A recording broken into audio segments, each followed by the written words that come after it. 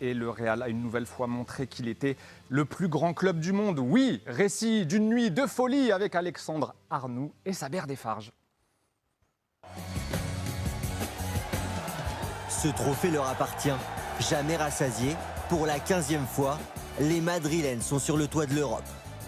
C'est comme un rêve, mais le rêve est devenu réalité.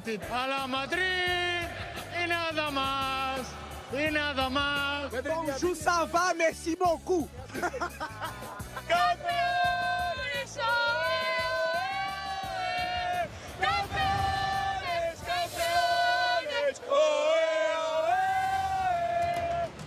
C'est une véritable marée humaine, du jaune et du blanc. Aux abords de Wembley, des dizaines de milliers de supporters ont envahi les rues. Allemands et Espagnols, tous ont le même rêve. Le trophée de la Ligue des Champions dans le temple du football européen. Wembley, 90 000 personnes. Si le Real Madrid se veut évidemment favori de cette finale, il n'empêche que les supporters madrilènes, eux, restent prudents avant la rencontre. Nous sommes prudents mais confiants. Logiquement, nous devons gagner car nous n'avons pas perdu une seule de nos 8 dernières finales. C'est du 50-50, nous y croyons. À plus de 1700 km de Londres, c'est aussi l'effervescence. À Madrid, tous les bars diffusent la finale. Nous n'avons pas peur, mais nous respectons Dortmund, qui a battu de grandes équipes sur son parcours. Le Real Madrid retrouve son gardien Thibaut Courtois de retour après sa grave blessure au genou, accompagné des Français Camavinga et Mendy. Côté Dortmund, Edin Terzic ne modifie pas son équipe tombeuse du PSG en demi-finale.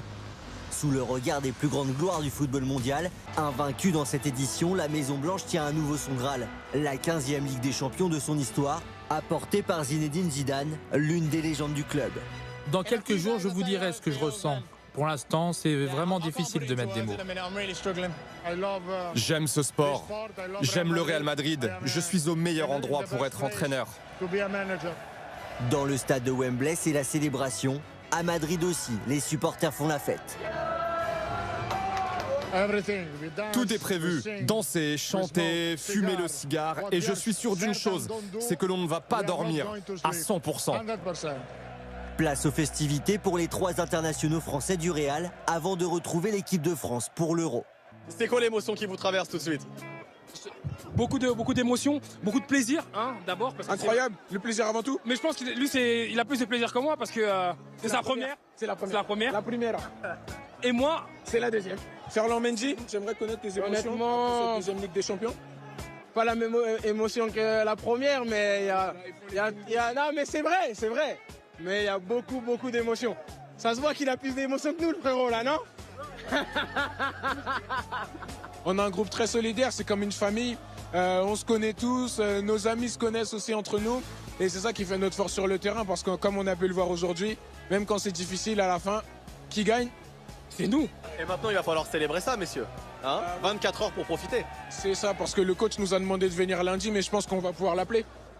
Il va pouvoir l'appeler. Il va pouvoir l'appeler. Je n'endosse pas cette responsabilité. Nous, coach, derrière lui. Oui. J'espère qu'il nous voit. Coach, mardi 10h, on sera là. Pas avant. Ils sont géniaux tous les trois. C'est dingue quand on est joueur du Real et qu'on n'a gagné qu'une Ligue des Champions. Pour l'instant, on se fait tailler. Voilà. Ouais. C'est pas suffisant. Bon, on sait que le Real en Ligue des Champions, c'est injouable en attendant, sans toujours être virevoltant. Qu'est-ce qui a fait la différence hier soir? Je vais pas être original, mais l'expérience, j'ai l'impression que le poids, l'histoire de ce club, elle pèse sur son adversaire et sur cette compétition vraiment qui appartient au Real.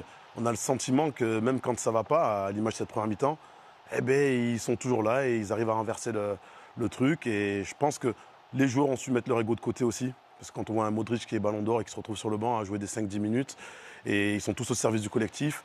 Et tout ça managé par Carlo Ancelotti. Un joueur clé à retenir dans ce match? Un joueur clé, je penserai à Courtois. Courtois, parce qu'il a vécu une saison galère, il a fait vraiment très peu de matchs. Et hier, il a été vraiment un homme décisif pour ce point. Le Real Madrid a encore fait un truc incroyable. Le Real Madrid, il doit donner les secrets. Comment ils font pour remporter autant d'RDC. Autant d'RDC, les amis. Puisque en 10 ans, c'est 6 RDC. 6 Ligues des Champions en 10 ans. C'est vraiment incroyable. C'est presque du jamais vu. C'est du jamais vu, les amis. On va en parler dans cette vidéo. Salut à toi et bienvenue dans cette vidéo. Dans cette vidéo, on va parler de la Maison Blanche, on va parler de la Casablanca. Mais avant de commencer, si tu me découvres à travers cette vidéo, ici on parle de foot. Ici, nous, on n'est passionné par le foot.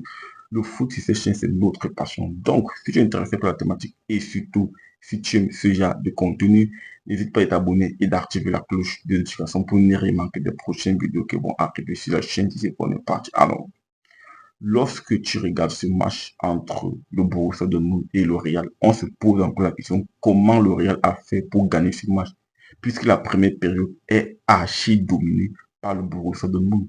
C'est archi dominé. Dortmund a eu des occasions vraiment presque immanquables. C'est juste qu'ils n'ont pas été cliniques devant le but. Ils n'ont pas été cliniques devant le but. Et au très très haut niveau, tu le payes cash. Surtout lorsque tu joues contre une équipe comme le Real. Une équipe très expérimentée qui a un vécu incroyable en RDC. Ce Real-là, c'est une équipe qui est très complète. Ils sont très complets, les amis. Ils sont capables de faire le dos rond, capables de subir, capables de pourrir le match lorsqu'il faut pourrir le match. Capables d'attaquer, capables de produire du jeu lorsqu'il le faut. Ils sont quasi complets, les amis. Dortmund, ils peuvent s'en vouloir. Lorsque moi j'ai vu ce match, avant le match, je me disais, Dortmund va jouer en contre, que c'est le Real qui va prendre le jeu en son compte, et Dortmund va procéder en contre avec ses joueurs comme Sancho, ADM. Sauf que c'est tout à fait le contraire. Ça a été le contraire, les amis. C'est Dortmund qui a acculé le Real. Ils ont vraiment acculé le Real en première période. Et c'est Thibaut Courtois qui le dit. Courtois, il le dit que lorsqu'il a vu la première mi-temps, il se posait la question comment ils vont faire pour gagner le match. Il se posait la question comment ils vont faire pour gagner ce match-là. Et en parlant de Courtois, Courtois il a fait un match incroyable, un match de psychopathe. Et pourtant, il revient de blessure. Il revient de blessure. C'était son premier match. Son premier match en RDC cette saison. Son premier match, et c'est la finale. Il te sort une finale de malade. Thibaut Courtois. Sans lui, je pense que Dortmund doit au moins se mener la première mi-temps. Sans un grand Thibaut Courtois. Sans un grand Thibaut Courtois, Dortmund devait mener à la première mi-temps. Ces Real-là, ils ont le secret. Ils ont le secret de la RDC. Ils savent comment gagner la RDC. Ils ont les ingrédients. À chaque fois, c'est la même chose, c'est le même scénario. Chaque fois, c'est le même scénario. Ils subissent. Après, ils te piquent au bon moment. Et lorsque le Real te marque, le rapport de force s'inverse. Ton mental baisse et leur mental augmente.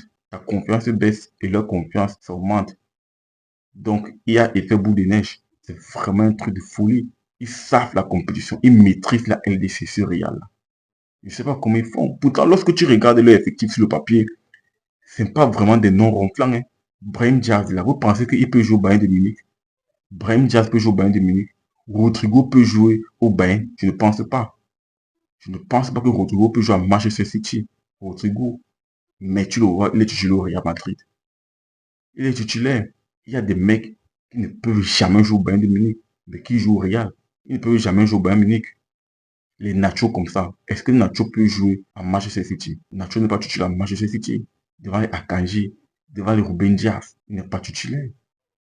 Il n'est pas titulaire. Mais lorsque tu portes le Real Madrid, lorsque tu portes leur cuisson, leur blanc là, leur maillot, tu deviens Superman. Tu deviens Superman. Tu deviens tout d'un coup imbattable, invincible. Il faut également souligner le travail de Carlo Ancelotti. Carlo Ancelotti, franchement, il a fait un travail vraiment incroyable. Malgré les blessés, malgré les départs, il a su construire une équipe compétitive et remporter la Liga et la LDC. Chapeau, Mr. Carlo Ancelotti. Après, partage-moi ton ressenti en commentaire. Est-ce que tu penses que le Real Madrid mérite cette LDC? Je rappelle que le Real a fini cette LDC étant invaincu. Dis-moi tout de ton ressenti et si ce n'est pas encore fait, n'hésite pas à t'abonner et d'activer la cloche de notification pour ne rien manquer des prochaines vidéos qui vont arriver sur la chaîne. Je vous dis à très bientôt pour notre vidéo les amis. Ciao, ciao.